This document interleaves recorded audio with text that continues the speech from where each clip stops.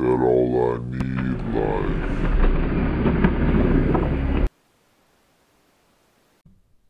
What's up, everybody? Welcome back to the show. And as always, each and every episode is brought to you by All I Need Skateboarding. If you love artwork, if you love skate teams, videos, podcasting, skateboards, apparel, then please check out allineedskate.com. That's the hub. We also have our online skate shop, and that's where we post all of our creations and content. So yeah, please check that out. That would be epic. And feel free to give me any feedback on my social media at Anthony Shetler on Instagram, Facebook, and Twitter. I love hearing back from you guys. It helps make this show better. So I appreciate all the feedback, positive reinforcement, and even if you got some opinions or cool ideas. Some of my best ideas for the show have come from people like you that just write in or hit me up, DM on the Instagram or Facebook or Twitter. But it means a lot to me. So thank you guys for everything. Our guest today is my good friend Nick Govatsos, and he's a young man who is training dogs and shredding his ass off, man. He fucking shreds. I'd love to see him with a pro board one day. That would be epic. But for now, get to meet Nick Govatsos. Alright, so that's going. I think we're good, dude. Nick. Fuck yeah. How's it going today, man? Dude, good. It's been a good day. Yeah? What time you wake up, roughly? Like 6 a.m. every day. Really? Yeah. Damn, good for you. Good for you. I'm a early guy. The dogs, they pretty much get us up, and my girl wakes up at like 5:30. Nice. And so, I usually wake up with her just to try and get some time in with her before she goes to work, and then kick it with the dogs. Nice. Solid. Well, I had two first questions for you. We'll start with this one. What was your first dog? My first dog Yeah. was a Cocker Spaniel named Dookie. Nice. Yeah, dude. My dad, he's been in like the music business, and he worked with like Green Day on that album Dookie. Oh, sick. And so he named our Cocker Spaniel after it. What'd your dad do? What was he doing? He's basically like the dude that when bands come to town, he brings around all their radio station meetings and makes sure like they get all the stuff they need while they're in town and shit. That's pretty sick. That's like an epic situation to be in. Yeah, he's got a dope job. He's been doing it for like 30 years.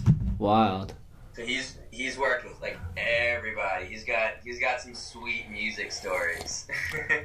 Nice. Hey, just real quick, can you see me? Am I working? Yeah, I can see you. Okay, word. Yeah, on my side it was frozen, but you're looking chill. Word. Yeah, you're like a little what's the word? Like skippy, but it don't bother me. Yeah, cool. As long as the audio sounds good. Yeah. Nice. So that's sick. You named your dog Dookie, or he did. Yeah. I was too young to name the dog. I would have named him. I mean, Dookie's kind of a weird name, but kids always name dogs the stupidest shit. Hell yeah. Yeah, but Dookie was cool, man. He was this little munchkin Cocker Spaniel, and he ended up having like one eye, and he was this like funky looking one-eyed Cocker Spaniel dog. What happened to his eye? He got glaucoma, and then they just took it out, and we said he looked way cooler with just like a sewed shut eye. Glaucoma. I'm not a doctor, but isn't weed good for glaucoma? Maybe. Yeah, well now they give like CBD stuff to dogs. No shit. They've been like trying it out. They actually saw at the pet store the other day, there's like a little aisle for like CBD for dogs, basically. That's crazy. It's wild, yeah. So like maybe back then, if weed was much more illegal, we could have hooked the dog up and helped him out. Yeah. Well, all right, so what got you into dogs? Because for those people listening, like, that's like your job right now. You chose to work with dogs, huh? Yeah. It's pretty much my entire life, man. So like since the first dog we ever had, it's like skateboarding and dogs. Like, I've liked dogs longer than I've even been skateboarding, so that goes way back. And yeah. Then I saved up to buy like my first real like my dog when I was like 12. I got a lab, and then I started rescuing dogs, and then I've just like always had dogs since then. Yeah. And I got a job at a doggy daycare off Craigslist like 8 years ago. was just like, oh my god, this is fucking awesome. Like, I was like, if I could do this my entire life, that'd be so cool. Hell yeah. And then I was a couple years later, I decided to branch off, which is like, got to start my own business, and then from there, it just took off, man. And now Michelle and I are actually, for those who don't know, Michelle's my fiance. Nice, good for you. Yeah, thanks. We're actually buying a doggy daycare. So like in 2 months, hopefully in August we start, we'll actually have like a facility for all the dogs to come and play and like doggy dreamland pretty much. Dude, that's wild. Well, so today we had dog lessons for Emma, for my dog. Oh, sick. Yeah, it was so funny, dude. We had this moment because, like, my girl's been trying to get my dog to lay down, and, like, Emma will not fucking listen. But this trainer came, and she was like, lay down, and she just waited her out. Like, waited Emma out. Didn't even keep saying it. Just said lay down once and, like, waited, like, a minute or two, and then Emma decided to give up and lay down. It was like... That's so funny. We didn't even know she knew the command, you know? Like... He's probably just been stubborn this whole time. Listen. Yeah, exactly. Yeah, that's so funny, man. Yeah, it's honestly, it's all about like showing them you're like, I'm gonna just wait. You know, like I'll keep, our lab is the stubborn one, and so I'll sit there and I'm like, dude, we're not. He'll sit there and he'll like, for example, he'll put his front paws up on the back of the car and look at me. He's like, hey, you gonna lift me up? I'm like, I'm not gonna lift you up. Like he literally will do that and like look back and he's like, hey, like, you gonna help me? And then I'll just sit there for 15 minutes if I have to until he like realizes, like, oh, okay, and I'll jump in. They're just lazy, bro. Dude, for real. Like, I mean, they'll take advantage of you the second they can, man. Yeah. Like, my girl's the one who feeds the dogs like people food and stuff, so they know to kind of go over to her and they're like, hey, so you want to give me some of your dinner? Nice. Yeah, my lady's the same way. She gives them the treats, so they go. Yeah, man, they know who to push around and who to listen to. We just started Ragnar, a wolfhound, on doggy obedience training, and he's doing okay, but he totally hates it. You can tell, you can see in his face, he hates it so much. Yeah, that's how Elwood is. Elwood just looks at me when he's like has a trainer like making him do stuff for treats, because I don't hold him to the flame, you know. Like if he sits down for like a half a second, I'm like, good boy, here you go. Yeah, he's like, wait till we get home, Dad. I'm gonna jump on the couch and do what I want. Oh, dude, they sleep in our bed. It's like reckless, bro. They run the house. They're getting better though. We got like the right collars now, and they're like listening a little bit because we're kind of doing the work. So yeah, it's cool once you start seeing real results. You know, it's like at first, like, is this really gonna work? And then they start to actually like catch on. Like, oh, this is so cool. You know, it's like the right tools mixed with the right training. You know? Yeah. They just have habits and patterns, and if you can just like trick them and. You know, a lot of it's our bad habits, you know, like... yeah, definitely. It's like all our bad habits, you know, you don't realize, like, the littlest things, you know, you like, train them to do, like, so Ragnar still eats lunch, because he's a puppy, so he eats, like, the 3 meals a day. Wait, so what's that name? Ragnar? Ragnar is a Viking name. So there's a show on the History Channel called Vikings, and it's gnarly. Nice. It's all like true kind of history stuff about the Vikings and how they like conquered, and like it's gnarly. It's basically like Game of Thrones but for Vikings. Yeah, Vikings are like savages, you know. Yeah. So the lead Viking, the king of all of them, was named Ragnar, and he had 2 wolfhounds. And that was it. Once I saw he had the wolfhounds, I was like, oh, we're naming him Ragnar. Like this dude is fucking insane. And yeah, I was just like, we gotta name him Ragnar. How old's Ragnar? He turned 7 months on Tuesday. Nice. That's good. Any issues with him? Nah, the only issues, I mean, he's tall enough now to kind of put his face on the counter. Yeah. And so he'll just walk up to the counter and kind of just start eating stuff off of it. Yeah. That's a privilege when you're that tall. Oh, yeah, right? I'm like, dude, more power to you. I mean, like, I reprimand him for it, but if he can sneak one past me, I'm like, all right, dude, you got it. So how many dogs do you have? 3. Nice. And does it ever get too much for you? At first, it was pretty wild, you know, because Cillian, he's still kind of a puppy. He's 2, so he's a little wild. And then when we got Ragnar, the first few months, you know, when he's peeing, we're trying to housebreak him, and he's eating things, and it got a little hectic for a while. And now it's kind of, they found their way in the house, like where they belong, and so it's kind of mellowed out, and it's easier now. That's good. Are there different breeds that are like easier to train and harder to train? Yeah, so like some breeds are more stubborn, like wolfhounds. Yeah. Ragnar is notoriously stubborn. And he's a Viking, you know. Yeah, so he's like, I'm gonna do what I want, and I'm gonna like go pillage, and yeah, oh, he's all on that Viking life. Hell yeah, Ragnar the killer. Yeah, but our cattle dog, they're like notoriously super smart, and that's Gnarly. You know Gnarly. Yeah, Gnarly's super smart. Did just side note, you brought Gnarly out on a skate session, and you just brought him up to the stair, like the 3rd stair. You're like, stay. And the whole time we just skated, and Gnarly just sat there and chilled. And like workers were coming by and carrying ladders and stuff, and you just moved her out of the way and just said, stay there. And she just sat there, watched him walk by and shit. Yeah. That was impressive.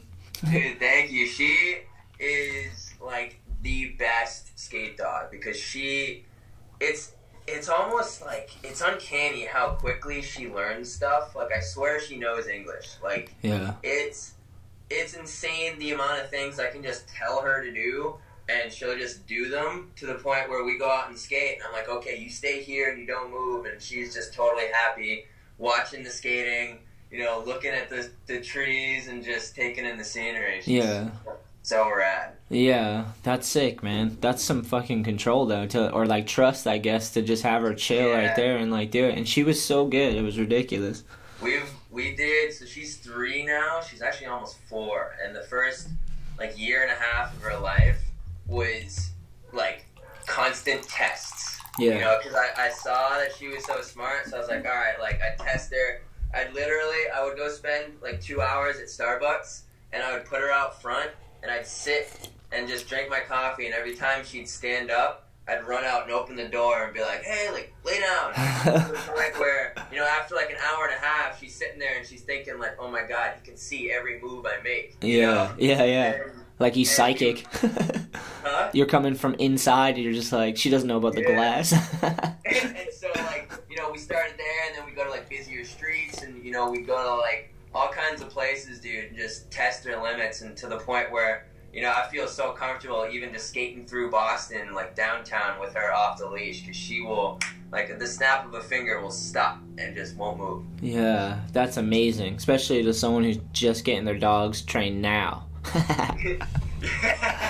Dude, my dogs take advantage of me fully, dude. They run this fucking house. That's like 90% of households, though, you know, like. And I wanted her to be like a poster child, you know, when clients like see her, they're like, oh my God, I trust this guy. Yeah. Yeah, that makes sense. That makes perfect sense. Yeah, she's a great poster dog. She's incredible. I want to teach her all kinds of weird shit, like, you know, go to get me drinks from the fridge. Nice. That'd be funny. Did she get open bottles and shit? Yeah, right? Just like all badass opens a bottle with her teeth. I got this. Nice. Do you have a Instagram page for your dogs or just your own? So I tried, and I got lazy, because it's a lot of work running multiple Instagrams. Yeah. And so I condensed it all into just mine. Nah, that's sick. Yeah. That's good. Well, alright, so question number 2 then is, what was your first board? Ooh, my first board. And how did you get it, and where did you get it, and what age, and... So, let's see, I got it, I think I was like 11 or 12 years old, and it was one of those Nash skateboards, like those Walmart brand. Yeah, I begged my parents. I hated sports. I was like, I hate all these coaches, like, telling me what to do, and I was basically like, you try all the wheel extreme sports, you know. I was trying to ride my bike off a little X Factor ramp. Sick. And, like, ride my rollerblades all around the house. I saw some dude on a skateboard, and I just, like, begged my parents for months, and they finally got one. And then, but as you know, those Walmart boards are like just crap. Yeah, they're a price point. You get what you pay for. Yeah, so it got to the point where it was like falling apart, and I left it. I like sneaked behind my dad's friend's truck and like strategically left it, so when he backed up and ran it over, I was like, oh. I was like, I gotta get a real one. This thing's crap. Dude, you're clever like a sheepdog, bro. Dude, right? That's sick, though. I totally scammed into getting like I think the next one was one of those element like wind, water, fire, earth boards. Nice, I remember those. Yeah, and so I got one of those, and that was the beginning of the end for me. And do you remember the first trucks or wheels you had ever gotten? Shit. Probably, I'm gonna guess, you know, like, I've been riding Spitfires and Indies since day one. Yeah. I'm gonna go with, you know, I was probably just went to the skate shop and steered us in the direction of that stuff. Nice. That's sick. Is that what you ride now? So you're still riding? Sick. Solid. Still, forever. I've never switched. That's sick. Yeah, I've been riding Thunders for, like, forever. Long time, you know? Well, it's like, when it works, you know? It's like, why, there's no reason to change, you know? You got no need. Yeah. It all works, you know? And everyone's like, oh, they got these, like, hollow, light, whatever. And I'm like, nope. Give me those heavy Indies. You know, like, I'm used to it. That's it. Like, I'm going to stick with it. Yeah. Familiar. Exactly. I think the only thing I've ever switched up was, like, I moved to, like, the flat cut Spitfires. You know, like, they're more square, so you can lock in the rails and stuff. Yeah. Those things are badass. I've ridden, I like to ride Spitfire or Autobahn. I like Autobahn. Yeah. Excuse me. I've heard good things. Yeah, there's a few brands, like wheel brands that I like, but I've just ridden Thunder for so long. Yeah, Thunder's tight. It's funny. Thunders and Indies, I always feel like have rivaled each other with being like really, really good trucks, and everything is kind of just like underneath them. Yeah, they've just been at it for so long, and like you can, skaters are involved. It's fucking sick. Right. What'd your parents think of skateboarding? Were they cool? Not really. So, like, at first, my mom, she kind of still hates it, only because she hates seeing me fall. You know, she likes the whole, like, at first, it was just kind of like a thing. Seriously, Mom didn't really get it. My dad, because of the whole music thing, he was just like, all right, then, make it work. Like, follow your dreams. And so my dad was always, like, super stoked on skating. Like, took me out to the X Games when I was a kid and stuff. And, damn. Yeah, he actually flew my buddy and I out to that Rob Dyrdek skate plaza in Ohio. Really? I've been there. Yeah. I was, like, 17 or, like, 16, and he flew us out and was just like, we're going to go, like, you know, we'd heard about it, and it was epic. And, yeah, he's backed it since day one. That's sick. That's fucking rad. Hold on real quick, alright? Yeah. Alright. Sorry. I'm just gonna fix something real quick so we have a better connection. Alright, cool. Sorry. No worries. If I can move it real quick. Let me see. This'll help us. Sometimes it breaks up, you know, and you gotta switch it up. Yeah. Let's see if this works, though. Goddamn technology. Yeah, it's not a perfect science. Oh, shit. It's still kind of the same, but you can hear me, right? Yeah, I can hear you. Alright, good. Oh, sorry. Shit's getting crazy on my side. Technical difficulties, people. Let me see. I'm gonna try and fix it, though, so we're good. Open. How do I do the...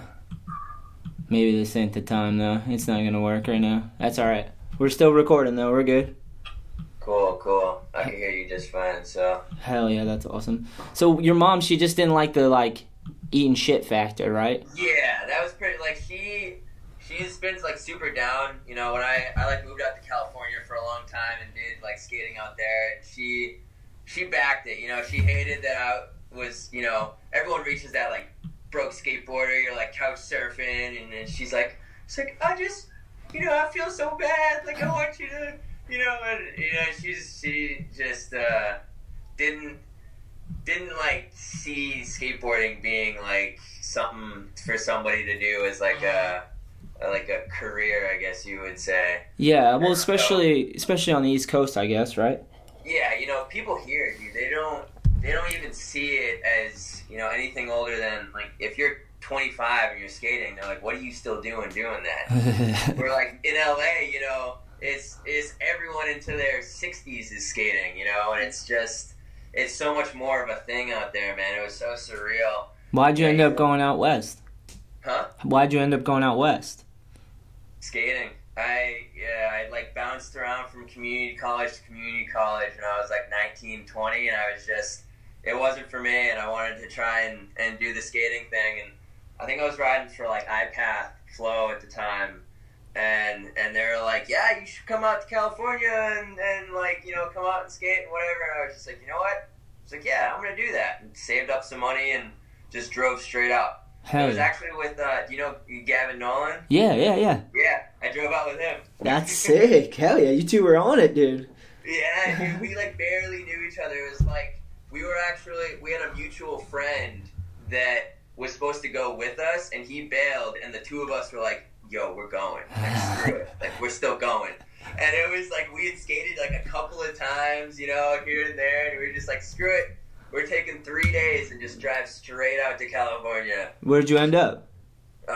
First we ended up unsuspectingly in West Hollywood.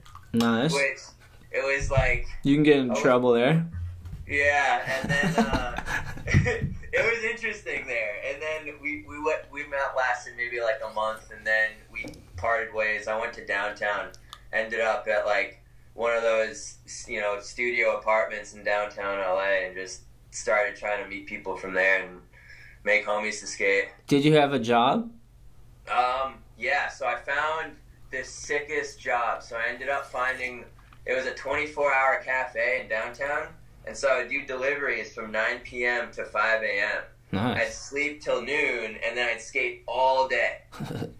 Sick. That's like a good setup. Yeah, it was the best setup. You get like cash from deliveries to spend.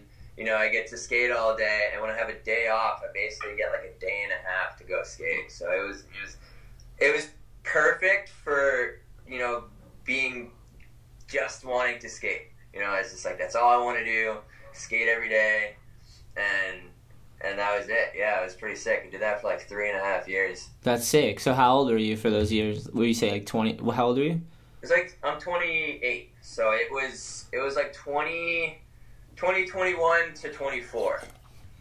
And then I moved back here, like between when I was 24 and 25. And you were getting flowed from iPath? Anybody else? Yeah, so I rode for iPath for a little bit. I was back and forth. I got shoes from Vans for a minute. It was like just like a rep flow type of thing, and then nice. Let's see, I got stuff from like Stereo for like just a minute. That's sick. Yeah, and then it was funny, back on iPath when they revamped. I think like Manny Santiago had gotten on for like a little bit. I remember. And yeah, and I got back on, and then they went belly up again. Oh shit. Yeah, and I was just like, dude, how does that happen like multiple times? Tough, bro.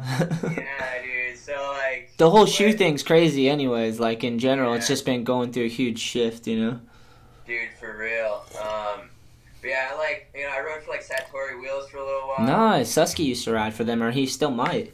Dude, they're tight. Satori made some good wheels, man. I like them. Yeah, I've skated some before. I like them too. They actually did some demos out here when I was really little. They did some at Livesey. Did you go to that park with us? No, you left early that day. We skated, right? Yeah, I left early. Yeah, that park that I took us to. They did a demo there way back in the day. It was sick. I think it was like Matt Fields and Matt Pales, and like I think it was a Satori team, dude. Dude, it's like Satori and Creation skateboards. Yeah, that's right. I forgot about Creation. That's funny. Dude, but yeah, I spent most of my time out there, honestly, just like I'd say like 95% of my homies were like am or like flow for something, and so I would just get stuff from them. I'd like let homies crash at the crib in like exchange for like boards or wheels or shoes or whatever. Yeah, that's the move. Like, it's like currency. Yeah. Huh? It's currency. It's a good move. Yeah, exactly. You know, it's just like we would just trade stuff like that. It ended up being, you know, like we'd be in like a studio apartment with 6 dudes. You know, and we'd all just be like, you know, bartering, you know, stuff for like the couch. Like, who wants to sleep on the couch? All right, well, like, hook me up some wings. You know, like, Sick. yeah, dude, it was tight. We had a good system going. When I rode for Birdhouse, it was me, Brandon Westgate, John Goman, Matt Ball, and we all lived, and my homie Seamus. That's sick. Yeah, we all lived in this apartment in Long Beach, right near 2nd Street. It was Temple, actually, and they paid the bills, so we didn't have to worry about that. But we had to, like, section off the apartment. Like, there wasn't enough room, so we had, like, we took the living room and, like, tented it off, or, like, someone had a room there, and, like, it was so ghetto, but it was sick. We're all skate. Like you said, you're, like, 20 to 25, and you're just nothing to do but skate and have good times. That's the life, dude. I ended up, for a little while, we lived in East LA, and we had this, it was a 4-plex, and we had the top 2 3-bedroom apartments, and so we'd keep the doors open. We'd have, like, 2 dudes in each room, so there's 2, 4, 6, 8, 10, 12. Wow. And then there'd be, like, a dude in the couch. So there would be, at any given time, like, 10 to 15 people, all skaters, in this, like, massive skate house. Dude, it was so gnarly, dude. Nobody washed the toilet once. It was the gnarliest place ever. Like, and it's crazy. Like, you know, you just, at that age, you're just down to live like that, you know? And, like, no dish would ever be washed, you know? And, like, for somehow, they're never anyone's dishes, but the dish, like, the sink's always full, you know, and everyone's like, I don't know where those came from. It's true. It's true. Dude, yeah, fucking skate houses, man. Like, Timmy used to go to one in Long Beach called Slime House. That was its name, dude. It's pretty legendary. Disgusting legendary. That's gnarly. I ran into him a couple of times out there, actually. It's funny, you, like, living out there, dude, you just meet so many people. Yeah, he's right in that area, too. That's why. Yeah, dude. Yeah. It was a gnarly experience. Yeah, you enjoyed it? Huh? You enjoyed it? Dude, I loved it. It's to be able to spend, you know, like, your early 20s just having a blast and, like, living in sunny California with all your friends. And, dude, you don't realize until you move there how center of the skate world it is. Like, all of a sudden, you know, it's Saturday, and, you know, one of your homies calls you up and they're like, hey, it's like Battle of the Barracks finals, like, I can get us in. And you end up, like, going, and there's free tacos and free, you know, alcohol, and you're like, how is this, you know, how did I live my whole life not knowing stuff like this, like, existed, you know? Yeah. Like, skate premieres, you go, and, you know, like, we went to the Pretty Sweet premiere, and you just go there and wait in line, and eventually, you know, at the end, they're like, hey, we got, like, 50 extra tickets, and you just get into this premiere, whereas, like, as a kid living here in Boston, you know, you would hear about it, you'd read about it in Thrasher, you'd see it on the websites, and it's this, like, far away, untouchable, like, magical world. To be fair, I feel like it was, because, like, nowadays, though, with, like, the internet and, like, how much people are doing, like, skateboarding now, like, for real, when I was coming up, it was the same exact way. It was, like, it had been there longer and developed longer, so more people were used to it, you know? But now it's starting to seem like if people are just hyped and amped, they can build skate community wherever and do it. You know, we still have to deal with weather, but, like, people do open up indoor skate parks and shit, you know, so. That's true. I mean, it is getting much more popular in all, like, the different areas. Like, New York has, like, a really dope, like, skate scene now, and it's starting to, like, pop up here in Massachusetts and stuff. So yeah, Boston, Providence, like, I mean, there's tons of skateboarders here. The cities obviously are a mecca too, but, like, I don't know, but I agree. It was like that, like, out in California. It's like it's been there for so long that there's, like, generation of people that have figured out how to build skateboarding into their life and work with each other, you know what I mean? Like, you see it, you're like, whoa, it was able to do that. Like, we started this off by kind of being like, it's kind of old-fashioned way, like, out here, it's like, just get a job or whatever. People are so blue-collar, you know? Like, when I was coming up and I was like, I want to be a pro skateboarder, they just, like, thought I was insane, dude. They're like, how could you do that? What is that? How do you make money? You know, what do you... I was like, I don't care. We'll figure it out. Like, we'll work. Yeah. We'll figure it out. I never, like, wanted to be a pro skateboarder to escape work. So I was just like, no matter what, like, you always can work and, like, make things figure it out. Make it work. You know what I mean? Like. Oh, for sure. It's like, and a lot of people, I feel like that, like, scares them. You know, people who don't skate, like, you're just gonna, like, take the leap of faith and just, like, skate and just figure it out. And you're like, like, I'll figure it out. You know? Like, it's just, you know, you make shit work. You know, you figure it out and you find ways to skate. You know, it's like, a lot of people too, like, a lot of people don't make money off of skating, but it's like, skating is your priority. Like I was saying, when I was working the 9 p.m. to 5 a.m. job, I was like, I just work so that I can skate, you know, like, by any means. Like, like, this is gonna, it's like, it's literally like, you're like, I just gotta pay my bills, so I can't stress about that, so I can feel like I'm in a good mood, so I can just go skate. Yeah, exactly, you know? And you're like, the bills are like, just they're in the way from you having to skate. Dude, for real, you're like, why do I, you try, you're like, I could cut half of these bills, you know, like, why am I even doing this, you know, I just want to skate. Yeah. And yeah, it's we get caught up in having things, you know, and it's like, you don't need to have that much if you want to just skate. Yeah, you can get down to the bare necessities and just fucking have a blast.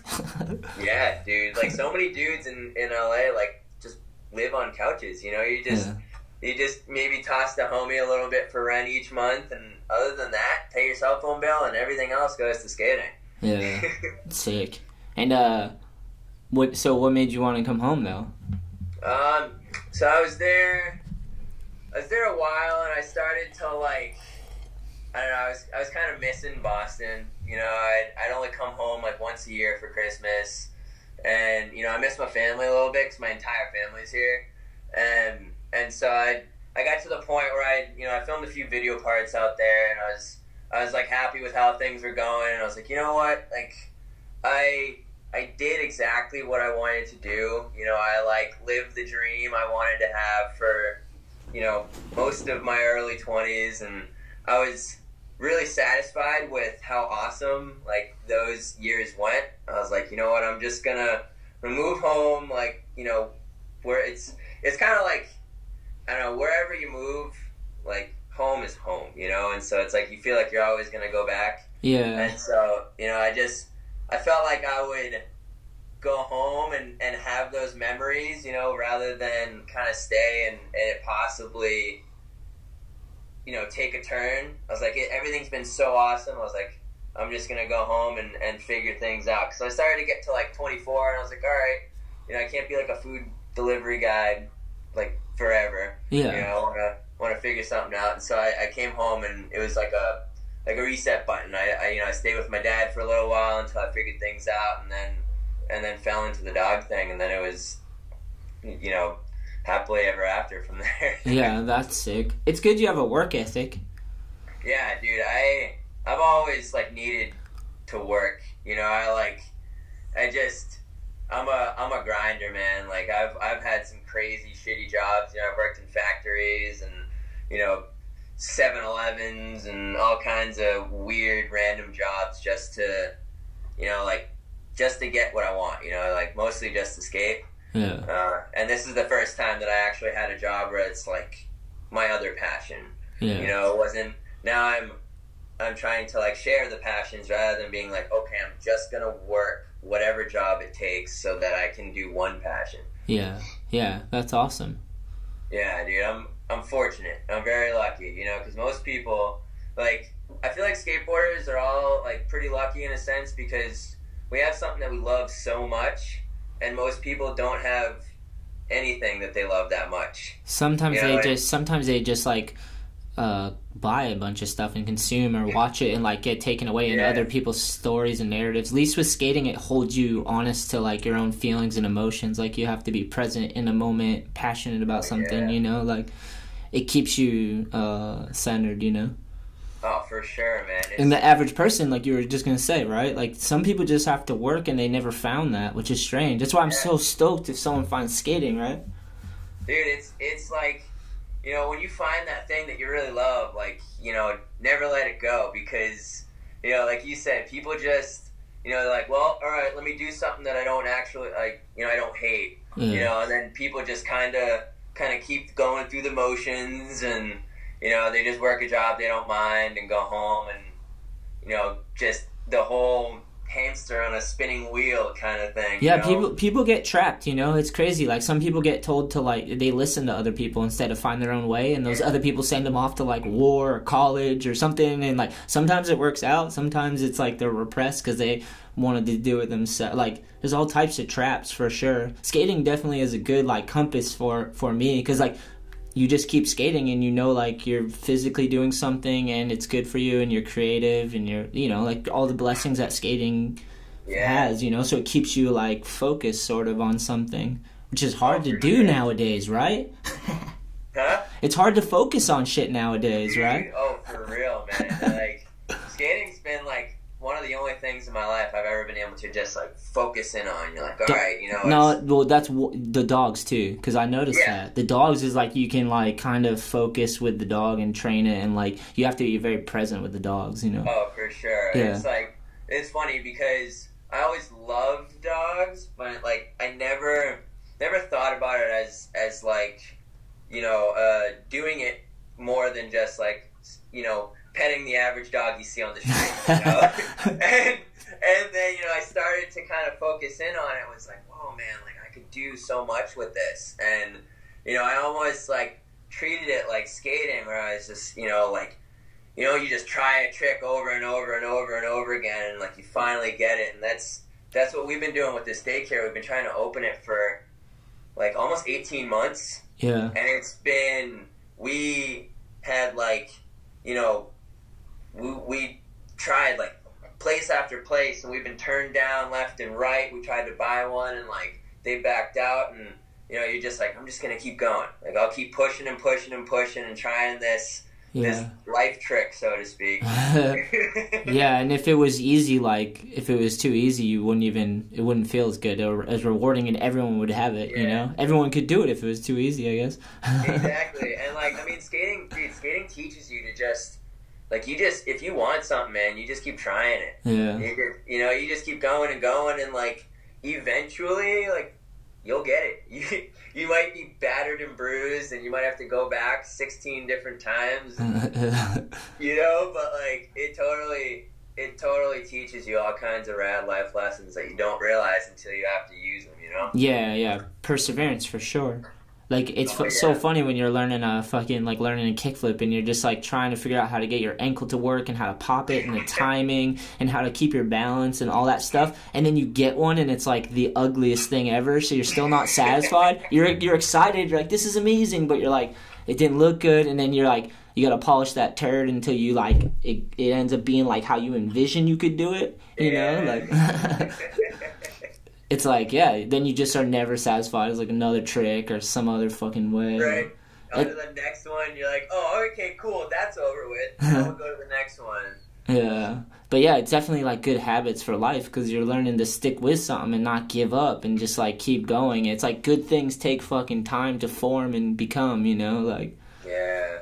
I believe that about our lives, you know? Like, we just got to take time to, you know, get better and learn and grow, you know? Like, it's hard to do, you know? We have so many pitfalls to fall into, especially in this country. Like, there's so many ways to get sidetracked or in debt or in jail, or there's so many fucking pitfalls out there. Like, it's like they're setting them up for profit to trap you, man. Who knows? I know, right? It's terrifying. Like your life can take so many pathways, you know, in like an instant. You can make one choice that changes everything. Yeah. You know, and it's it's pretty wild. And the wolves are out there, dude. The wolves are out there. Like people get locked up for smoking marijuana still, and like things like that. You're like, or like people fucking sell you some shit that's not good for you, but like they look past it and it becomes like fine, and they have lobbying money and all this stuff. It's like there's like, you know, with freedom comes like you gotta be careful, you know. So like I was saying, that's the pitfalls. I'm like, life is hard enough. Like you're gonna lose loved ones. You're gonna have to like keep learning, growing, take your foot out of your mouth every fucking 6 months or something horrible. Do you know what I mean? Like that's the growing process. Is life is hard and you have to like shed your weight and try to get better, and it's like a process. It's kind of like learning a trick, sort of, you know, like or just not giving up. I feel like a lot of people don't realize, like, you have to remember, like, life is so long, you know. It's like when you're 21 and you know you can't get the whatever that you want, and you think life is over, and you're like, this is the end, and you know, you're like, man, you got another like 60-70 years, you know. You can take your time, you know. People want to like rush things and get to where they want to be, and it's like, you just take your time, man. Like, we'll get there. Life's long. You got a long time to go. It's hard to remember that, you know, like because you get caught up in we get animals. We're fucking dogs, basically. Yeah, pretty much. And we're just savages.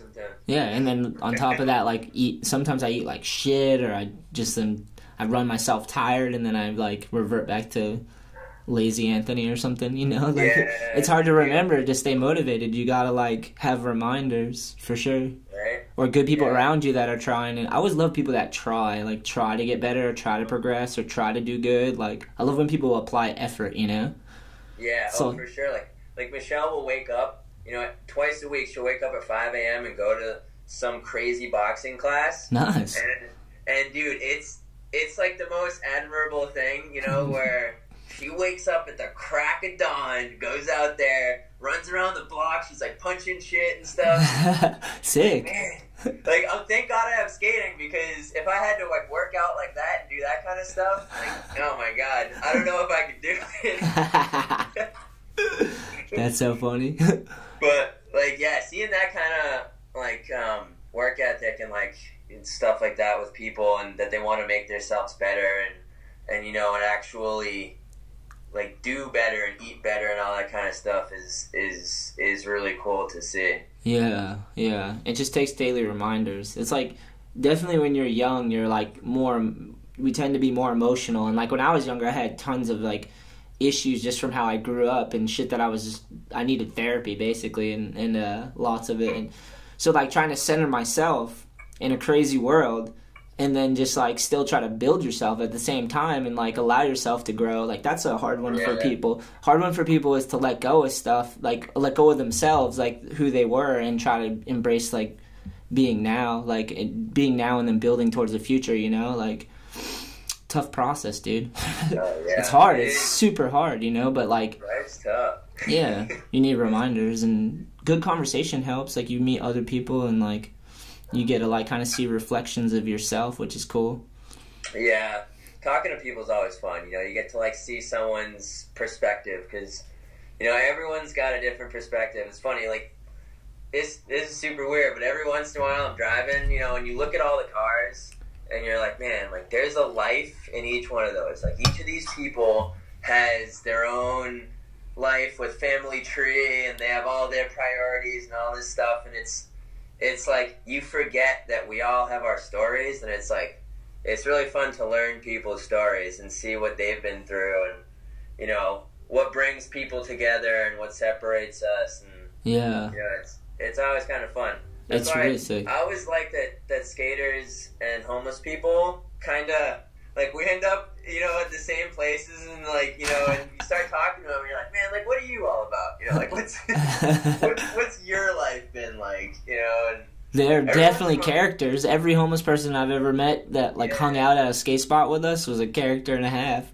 Oh, for sure. And like some of them, they got good stories. You know, you never know. Some dude, you know, they're not all like drug addicts and, you know, crazy people. It's just some people, you know, don't mind being homeless, or like their life took a weird turn and now they're here. You know, you never know. And so it's fun hearing like you know, especially, you know, in LA, there's so many. And the weather there, you could just, it's not like East Coast, you know? Like in the East Coast, winters get super gnarly, so you're like, gotta get a game plan going or something, you know? Yeah. Dude, you gotta respect, honestly, someone who is able to, like, be homeless in, like, Massachusetts. Yeah. You know, because for those guys to live through the winter and shit is just, like, it's gnarly, dude. Yeah. You know? I know, I've heard...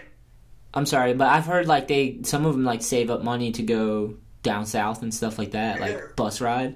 That's gnarly. Yeah, crazy. But I don't know, dude. Rough. Like, if you could save money, like, why don't you like get a home? Yeah. It's not that easy. Not that easy. It's usually.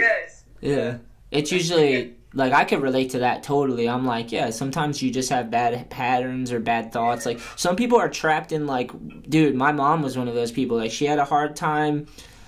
So much of her upbringing and her development was like so fucked up, and she was lost, and like her emotions got so fucking wired at such a young age that she had these patterns just built, and then like there's enablers around and they just carry it on into adulthood, and then you're almost self-sabotaging, even though you're like, you were a victim, but now you're keeping yourself a victim. Like I've seen that happen too, you know, where I was just like, that's like, you know, we got to remember that we could be like, our minds could trap us any which way too, you know. It's crazy. Dude, today you're tripping me out because I'm starting to think about technology and all the stuff, and it's just like crazy, man. Yeah, I mean, fuck, life's crazy. Yeah, that's why I think like work is good too, because like you work and you kind of like, I feel like we all kind of owe a certain level of work, because life doesn't go by itself, and you gotta like, people gotta put in work to make it go, you know. It's like, oh, for sure. If everyone just put their feet up, like nothing's gonna get done, you know. So like if everybody owes a certain amount of work and does it and carries it and then like keeps growing and building, like that's a good thing, you know. Maybe at like you were talking about that earlier, like maybe at best you work your way to the point where you have enough skills that you can work on things you're passionate about, you know. You figured it out, you know, like that'd be a dream come true, right? Oh, absolutely. It's and like people always, you know, you kind of forget that the world is you know a balance of everyone helps, you know, in some weird way. Like you never know. Like you know, the guy delivering packages might be like delivering something like super important to the next house, you know, or the guy that like does the garbage. Like if he didn't do his job, like all our garbage would be all over the place, you know. And it's like, you know, all the jobs that there are, like it's good for people to like, you know, have a job and find a sense of purpose, and you know, because that's what we're all just trying to find, you know, is like where you fit in the world and what you do, and you know your footprint on everything, and so it's the world's a crazy place, man. Yeah. We're in a world, bro. It's like we're connected, definitely, and I believe that everyone can have an impact, because you see people have negative impacts and they're not even aware of that, and you're like, dude, you're so out of control, or not even aware that you're impacting the world for the worst, you know. Or maybe they are even worse. That's like nihilism, you know. Like people are just like, they're doing damage for pleasure, you know, like for the sake of it. That's wild. Like, or destruction, like like just evil people. Do you like any movies? What type of movies do you like? Oh man, I like all kinds of movies, but most top three. Give me one of your top threes. So top three would be one of them would be Inside Man. What's that? It's a movie about the perfect bank robbery. Nice, that sounds sick. Yeah, I like the ones that make you think. You know, you're like, you're thinking one way, and then all of a sudden it like twists around.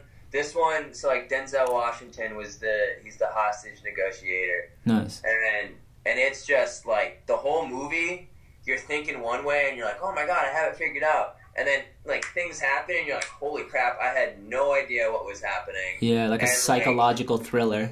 Yeah, and at the end, you're just like, what the fuck? Like, oh my god. Yeah, dude, bank robbery movies, like bank heists and stuff, like, I like that shit. Nice. Yeah. They're going to have to watch you, bro. They're going to see it on your Google searches, like bank robbery. I know, right? They're like, oh, we have to watch this guy. He's like... Skateboarder dog walker robs bank. JK. Dude, right? No, like, we like my girl and I. We like the weird, like the serial killer movies and shit. Like the stuff that's just like way out there. Yeah, my lady's into like the murder shows and stuff too. Like we've been watching prison shows. I'm like, what are we doing? Dude, and I'm super into like the Marvel stuff. Like, nice. I'm like a secret like comic Marvel nerd. Yeah. And so like we went to go see Infinity War when it came out, and like dude, those movies are just like my childhood, brought to life, and that shit, I love that shit. I live for that stuff. That's sick. That's sick. I just watched a movie I really enjoyed. I'm in the middle of watching it, kinda. I haven't finished. I'm at the end, but I think it's Ready Player One. Did you see that? I've heard about that. I heard it's good. Yeah, it's sick so far, man. It's just like the graphics are amazing, and then just the cool storyline, and like I don't know, I'm enjoying it. It's crazy, but it's kind of like superhero-ish because they're all in like a video game world, so you can be all these characters and stuff. It's That's so cool. sick. See, it's movies like that where you're like, that stuff could really happen. Yeah. And so like it's kind of cool to watch. Yeah. Like, have you ever seen that show Black Mirror on Netflix? I've watched them all. Every single one scared me. You're like, oh my god, that could happen. Like, what's fucking coming? Oh my god. Dude, so mad random, did you know China is actually doing the social like system where there's the one episode where everyone has like the point system on their head, and you can like rate each other, and you can't get like mortgage or something if you're like a 4.2. Yeah. China's actually doing that. Jesus. They legitimately just put it into effect where like you can't like rent a car, or even like if your score is too low, you can't get on the bus or the train. Is it Is it like a credit score then? It's basically everything you do is put into this crazy weird algorithm to come up with your score. So like things that you buy, things that like your bills, like how much like money you have to spend every month, like the decisions you make, like everything that's electronically done. Wow. is China basically is taking and like gives you this score, and they have like tons of like cameras everywhere. Like China is big into all that whole like Big Brother type crap. Yeah. And it is freaky weird. China is weird. Yeah. There's some crazies over there. Well, I wonder. It reminds me of America though, because like there's cameras everywhere here. Everyone has phones, and there's companies that are like they're doing the point system through like social media, and like people are doing it like making livings and not making livings from it. It's sketchy, man. Like that's where technology gets a little weird. You're like, okay, like we don't need it like that much. Like like let's keep it at a distance to where like that stuff, like all those Black Mirror shows, like the one with the robot bees. Yeah. Oh, that one's terrifying, dude. You're like, can we just keep the bees alive so that we don't have to do that? What, dude? Did you watch the one with the fucking robot dog that just won't stop? Yeah, dude. Like MIT's starting to make those. I know. I watched all the videos. They freaked me the fuck out. Dude, it's so sketchy. Dude, with the technology and stuff, you just know. Because, like, what happened with, like, atom bombs and shit? People took them and abused them and, like, weighed them. And, like, countries are at war for that shit. And it's the same with, like, things nowadays with the technology. It's fucking artificial life. It's crazy. Dude, for real. And it's, like, so many times we make technology and then don't realize its ramifications until after, like the atom bomb or whatever, the atomic bomb is like they drop it and then they're like, holy shit, like let's not do that again. Earth Destroyer. Yeah, Earth Destroyer. Yeah, like we dropped 2 of them, like, and no one's ever dropped one since because they're like, holy fucking shit, that thing's crazy. Yeah.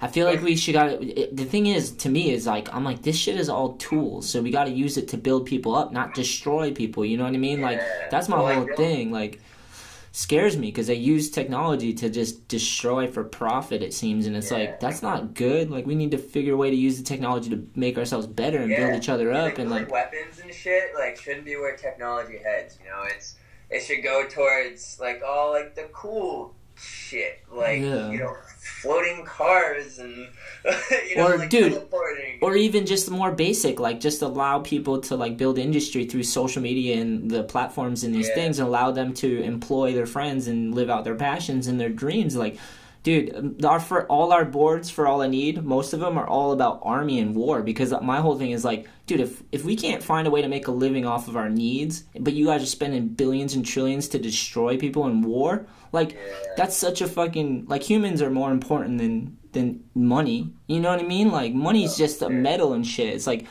humans give it worth, you know? So, it's terrifying. It's terrifying. That shit is terrifying, man. Like, Michelle comes from, like, a whole military background. Yeah. Whoa. And it's just, like, it's gnarly. You know, people in the military, man, you gotta give them respect, because that's, like, going out into war, and, like, war is so different now, where, like, before, like, World War II, it was very, we have uniforms, you have uniforms, like, you're Nazis, you're gonna take over the world if we don't. Yeah, like, there was, like, a clear enemy. Yeah, good versus evil.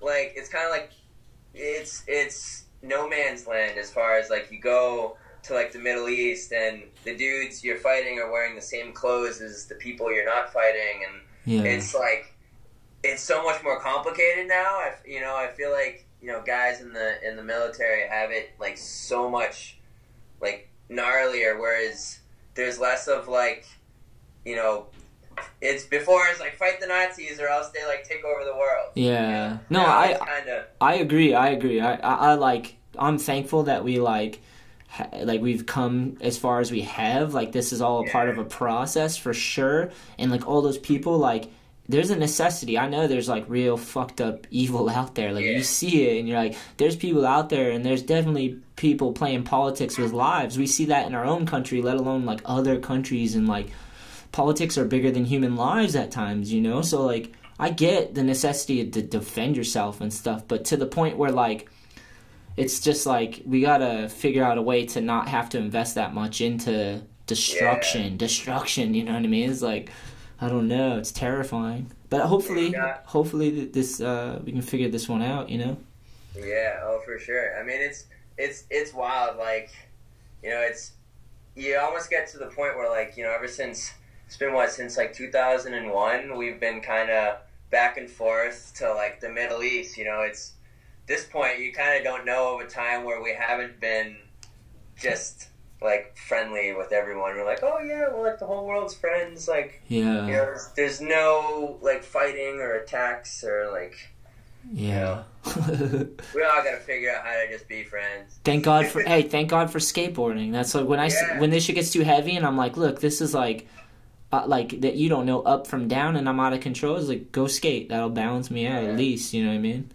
I love seeing that cool, you know, where, like, people go to other countries and bring skateboards, you know, and help get, you know, all these random people in random countries on skateboards. I love that shit. Yeah. I've been to other countries, dude. I've been to China. I've been to all these other countries, dude. And the common people there, like, the majority are just, like, average people just trying to get through their day, and they have to deal with the politics of people that are in control. And it's like, that's when you start to realize, because, dude, I went to China twice when I was, like, on New York and these other places, and, like, it wasn't even developed yet. And these people, like, after a while, I just was like, you know, the first week or two, I was like, this is strange. Like, I feel like I'm in an alien country, you know? And, like, but then after, like, a week, I was like, oh, these people are making dick jokes like us, you know what I mean? Like, and then I went to another country, and I'm like, oh, yeah, like, it's just, like, insane. Because, like, and it's cool because everyone skates all over the world, so it's almost like a universal language, you know? You see someone skate, and you're like, oh, I get it, you know? Like, there's similarities in style and approach, and just, like...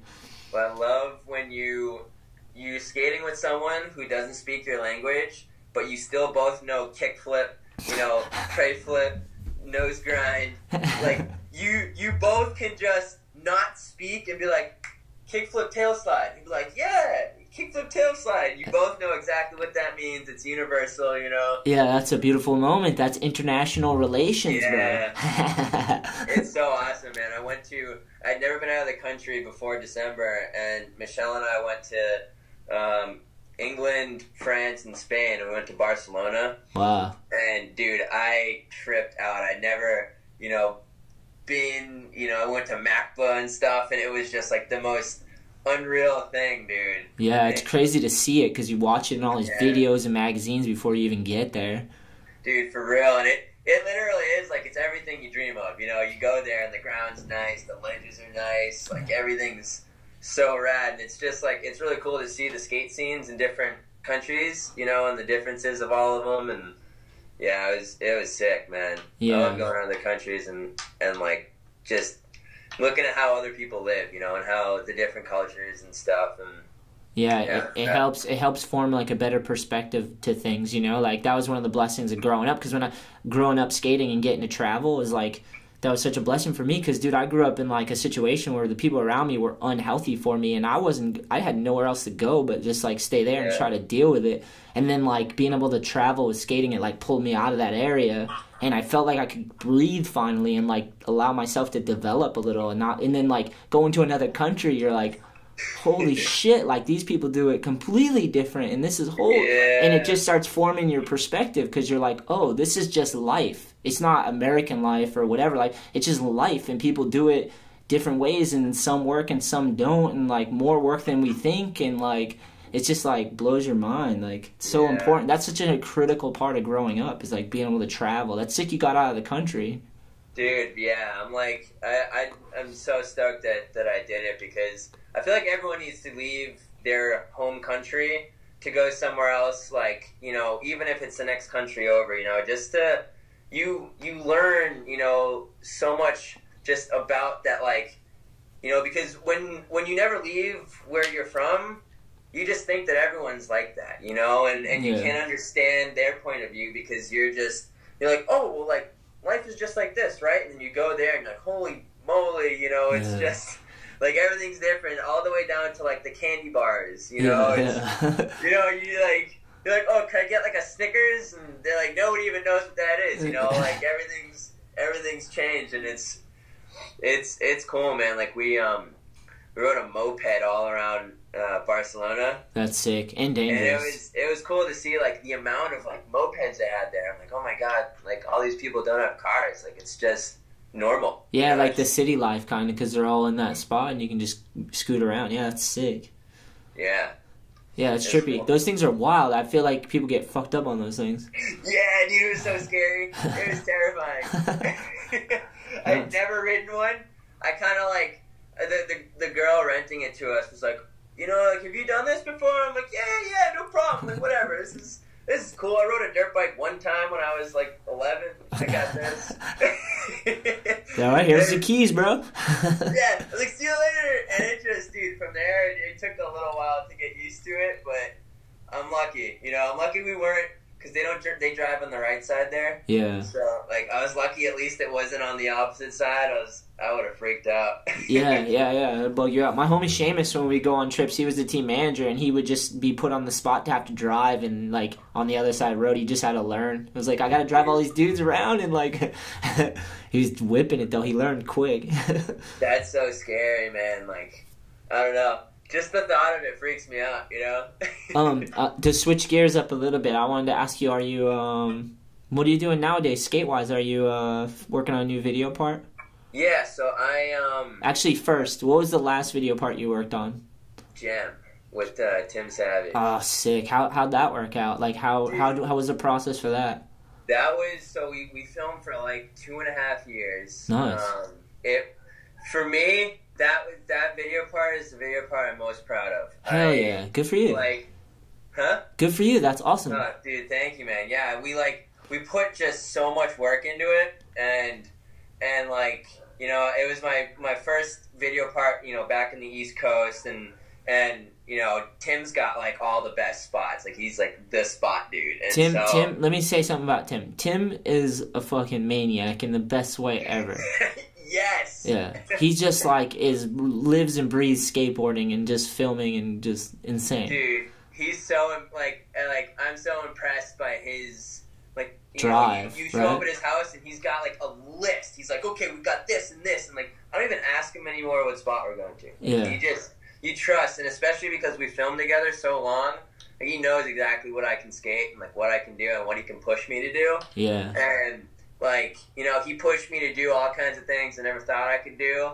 And like that video part, we did everything we had planned, and I was just like, you know, I got to use the song I wanted, and like, you know, I'd never done the last part before, and so that was heavy. Yeah, dude, I was really stoked, man. It came out exactly how we planned. That's a dream come true. That's awesome. It's good to have one under your belt.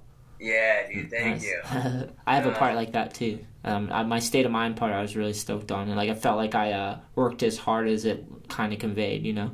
Yeah, dude, that video part was sick. Actually, thank you. So Michelle was asking, like, and I was telling her about that we were gonna do this, and I showed her your State of Mind part. Oh, sick! That's sick. I was like, because I've been doing skate education for her, nice. And so you know, she loves watching the videos now, and she's like, all right, like, let's see what he's got, you know, and she's watching it, and she was all stoked. So that's cool. Sick. That's fucking rad. But yeah, we're working. So I'm working on something with Tim right now. And then also, I think High Water's doing like a new video project. Awesome. So you know, they film with like standard def. You know, they got like DVX. So all my SD footage is with them, and Tim's doing his new HD thing. And so we're gonna try and film like a little HD part. So that should be fun. Dude, it's good to know you have something in the works, man. Good for you, bro. Dude, thank you, man. I'm stoked. It's good to work on two things at once because it'll push you to like just have to fill out two parts, you know? Yeah, dude. Well, it's like I work really good under pressure, and so like, you know, fingers crossed, knock on wood. Hopefully, you know, injuries stay. You know, because like that's the downside to skating mostly rails is that like, you know, I just get hurt so much. Well, just don't skate mostly rails and switch it up. Yeah, I'm trying to switch it up, dude. I gotta get some tranny tricks, you know, and some ledge stuff. So maybe yeah, dude, that's sick. Yeah, I'm the same way, dude. I'm trying to do the same thing. I want to be a little more well-rounded, you know. Like, it's hard because like when you're like used to going and getting to a certain point with rails and gaps and stuff, it's like addicting, you know. Like, yeah, dude. You want that war and that battle and that ride away all the time, you know, and like. Right. Other shit's hard too. Like Manny tricks are so fucking hard, but I bet they're ridiculous rewarding. You know, like they're so frustrating. That's the cool thing about rails is a lot of times it's like it can really fuck you up, but you can do it first try as long as you like just go for it. You know? Yeah. It's like trying to get your nerves out of your way so you can just do it like it's at a skate park or something. Yeah, but like a Manny trick or a ledge trick, you could try that shit for fucking 4 hours, and I have. You drive you mental. You're like, oh, I'm gonna kill myself. Like, same with lines too, because like, you know, you could get like 3 tricks in a line, but then the last one's just fucking plaguing you, and you're like, oh my. Dude, like when we were at that spot with Tim and Brandon, where like none of us could get our first tricks. Oh yeah. You know, and like we're all trying, like nobody can do just like. We're all skateboarders. We've been skating our whole lives, yet we can't do a flat ground trick into the bank. You know, like what am I doing? In fairness, it was like slightly downhill, no crack. I mean, like there was everything working against us, except for Gnarly. Gnarly was chill that whole time. Oh, dude, she's sitting there. I always picture her like looking at everyone like I could do way better. You know, like I could do so much better than that. Like, come on, just do it. Sick, man. So, how'd you get linked up with High Water? How'd that come to be? Let's see. I think how did that come to be? I was riding for Hoodlum for like a long time. I think like the whole entirety of filming Gem, I was riding for Hoodlum, and you know, I never really like hung out with the dudes on the team. They all live in Western Mass, and like. You know, I never really felt that kind of, like, close vibe with them. And at some point, I was talking to, like, one of the homies that rides for, I think it was, you know that dude Hunter? Yeah. That right. So, like, I was talking to Hunter, and I was asking, you know, I just kind of floated the idea of, like, if they were looking for new dudes. And... it was right after they came out with that dog board, the pool party with all the dogs. Yeah, that was sick. And dude, I was just like, oh my god, like I need to be a part of this. And so I hit them up, and they were just super down. Like Brad and Ryan were just like, fuck yeah, man. Like they had seen like my video part from Gem, and were just super stoked. And it was just, I went out skating with the dudes one Saturday, and we all just like kind of vibed right, and that was it. You know, I called up, you know, like John from Hoodlum, and just kind of laid out like the whole truth, and he totally understood, and you know, it was just good from there. And so I've been riding for High Water for almost a year now, and it's been awesome. You know, everyone's been super nice, and all the dudes. It's nice just having like a team of dudes that are all close, because we get to skate together a lot more. Yeah, that was like fun going out with you guys that day, like around New Bedford, and just like skating. You guys all seemed like you got along and just knew each other skating, you know? Yeah, dude, and like a couple of the dudes I've known for like a long time, and so it just kind of worked out right. And you know, now we all just squat up in the Beastmobile and go to spots. It's fucking awesome. Yeah, the Beastmobile's sick, dude. Your thing's like a Batman truck. It's like paint black, like flat black paint. Like yeah, dude. I always wanted a flat black car for some weird reason. Nice. I just like it. Just looks so like people always think I'm in the CIA or something. Yeah, I think know? comic book almost kind of like Batman style, you know, like I should put the Batman logo on it. That'd be sick. Gnarly logo. It's like that Rob Dyrdek mobile. Yeah. You ever see that where he had like the rails that came out from the sides and shit? Oh shit! No, that's funny though. Dude, yeah, he had like a big ass SUV that was all blacked out, and it had like little flat bars that came out like on the sides of the car, and yeah, it was gnarly. That's awesome.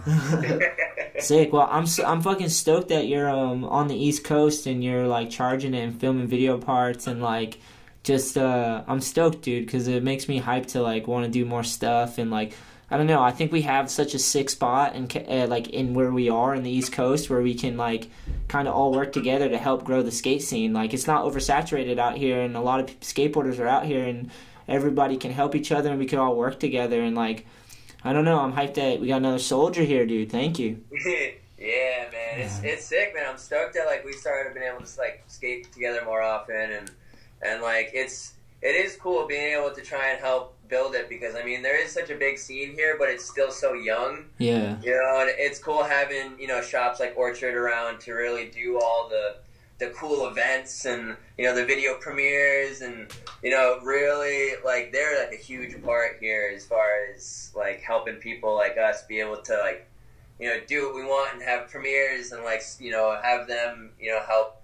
So it's like between like the skaters and the skate shops, yeah, like Massachusetts and New England itself, the whole East Coast is just, you know, has so much possibilities, you know, like new skate parks coming up, and yeah, you know, all kinds of stuff. And that's like a huge thing, is, you know, like now we got Lynch, you know, the big 13-14 year like fiasco ordeal. And, yeah, now there's like new parks coming up like constantly, and it's really cool to see. Yeah, I just like that there's lifers here, and they're not just leaving or they're coming back or whatever. Because like I really firmly believe that like we can do whatever we want. Like nowadays, it's not so centralized. Like you can build a skate community anywhere nowadays. I feel like if people have enough ambition and drive and focus, and people care about it enough, we can find ways to work together. And I admire skaters that like start brands, strive to be amateur or pro, dudes that create content, people that like throw all the events, and the skate shops. Like if you're a skater and you take on the responsibility of opening a skate shop, like that's fucking so sick and heavy, you know what I mean? Because like you gotta learn, you gotta go against your nature a lot of times, because dude, skateboarders just want to skate and like rage. But then to like have to take on the responsibility of making a business and like figure out a way to make it work and pay your bills, and like it's a hustle, you know. But like I don't know, the more of us that dedicate our lives to it and figure it out, like things could get easier and smoother for everybody, you know. So it's cool, man. It's really cool, man. Like, you know, skaters can now be like entrepreneurs, you know, like you got your own company, and you know, Brad and Ryan, they started their thing, and it's just like hard work and passion, and you know, you can make it work and just kind of go at it, man. And it's really cool to see that kind of stuff flourish, you know, here in the East Coast. Yeah, it's crazy. It's crazy because when coming up, dude, I went out to Cali too, and it was like strange. And then, you know, the internet. Yeah, dude, the internet. It's like I almost feel bad. Like I wish kids now could feel like the way about skating, like when you would, you know, when like Yeah Right came out and you'd go to the skate shop, you're all stoked, it's on repeat for like 9 hours, and you know, you just hang out there with your friends at the skate shop and like wait for the new videos to come out, and you know, it was this like wonderful thing where like the only, like you'd wait for the Thrasher to come in the mail like every month. You're like, oh my god, like the Thrasher's coming, and I get to like read it and see what's happening, and like the demos, and I think everything had a lot more meaning. Whereas like video parts come out, like you go on Thrasher and it's got a video part dropping every day or every other day. And yeah, it's crazy. It's crazy in that sense because you're like, it's oversaturation, you know, like. It's like everyone got what they wanted, you know? So you want skateboarding everywhere, so it's everywhere. You know what I mean? Yeah, like it's cool in a way where you're like, yeah, like I get to go on the computer and see new skating every day. Yeah. And it's like a love-hate, you know? You love the internet, but at the same time, like, you know, companies make their guys get Instagram accounts, you know, and stuff like that. And you gotta respect dudes like Wes Kramer that's still on the flip phone, you know? Just, like a hashtag? Yeah, you know, like that shit's cool. You're like, hell yeah, man. Like, you know, he gets to live the life. Yeah. But, yeah, the internet, man, has been, it's weird, you know, because I used to love having, like, a video, like, collection. You know, you had, like, the VHS and the DVDs and all that kind of stuff. And I love that stuff. Yeah, it's just like, it's still just a tool at the end of the day. So it's like we have to control ourselves and learn how to use it and balance it out and moderate it. Like if I'm saying like I don't go to the websites every day because I just want to, you know, I want to starve myself of content. And then I go on and I OD and I'm like all big belly watching skate videos, like drunk off of watching them, and then I don't watch for a long time because I'm like, all right, I've soaked in enough culture for a while now. You know, you need the negative space too. Yeah, but so you found a good way to like utilize the internet, you know, as far as like the podcasts, and you know, it's like so with the internet comes new cool ways. You know, before the internet, podcast, you know, you'd be on the radio or something, or like a radio frequency. Yeah. To me, dude, it was like it's just a tool to like learn to play with and try to get better with and try to like use in useful ways and build up platforms that we can use in useful ways that are going to benefit our passions and our love. And like, dude, to me, I'm like, yeah, we got to share our stories, like all these people's lives, like they disappeared with DVDs and magazines. I'm like, no, just put it online. Like your life, like that's what, dude, the internet only has value because of humans, even though they try to censor us and tell us not to be ourselves and make mistakes and whatever the fuck like I was on a YouTube live stream the other day, dude, and I smoked some weed and they gave me like a little compliancy like note, like don't smoke weed while live streaming. Yeah, and I was like, okay, I guess we'll find another platform to do that. Like but it's like weird. Yeah, but it's just like, so the only reason the internet has any, like, we humans are what matter more than internet and wires, you know? So it's like, it's a tool, though. It's like people use it for whatever, dude. I think about that all the time, you know? Like, people use fire to burn down villages. People use fire to forge steel and build up buildings, you know? So it's like, same with the internet. Like, people go on the internet to, dude, a thing nowadays is trolling. You can't tell if people are trolling or if they're really Nazis. You know what I mean? Like, confusion, dude. People are just out there, like, it's because it's so new. People are learning how to express themselves. Think about how hard it is to grow up and learn how to figure out who you are and how to express yourself without a mirror around all the time with an audience. Like, it's hard just doing that. Then people are, young people and old people are, it's like, we're in a crazy fucking time, for sure, Nick. Yeah, we are, man. The world is changing so quickly, you know? It's just like, boom, boom, boom, boom, boom. All of a sudden, here we are with smartphones. You and I are on our, you know, phone, like, FaceTiming and shit. It's crazy. Yeah, little mirrors everywhere, man. But, I don't know. I still think we can just use the shit as a tool to better ourselves and help grow things. You know, as long as we still are, if we're not above work and, like, sacrifice and, like, we can use the internet to, like, grow things together, you know? I hope. Definitely. We'll see. I mean... Definitely. Yeah. I know, right? Well, only time will tell. But, yeah, man. I guess before we go, because I have to pee, and I know you, I know you said you had to go at 6, but if people want to check out like your Instagram, or are you on any social media? Yeah, so I'm pretty much just on Instagram. It's just my name, Nick Govatsos. I like that. What is that? Yeah, it's Greek. Nice. I thought so. Yeah, so it's I got an Instagram account and stuff like that, and all my past video parts are all up on YouTube. So if you just like look up my name, Nick Govatsos, I'm pretty much the only Nick Govatsos skateboarder. The name is so unique, like it's nice. Like people Google me, it's just all my video parts come up. So. Yeah, that's sick. That works out perfect. Yeah. Hell yeah, Nick. We'll keep killing it, man, and we'll catch a session soon, I'm sure. Dude, definitely. Thank you for having me. This has been fun. Yeah, you're going to have to come back on. We'll give it a little space, and then it's a little space and time, and then we'll do it again. Cool. Hell yeah, man. I'm looking forward to it. Hell yeah. That all I need life.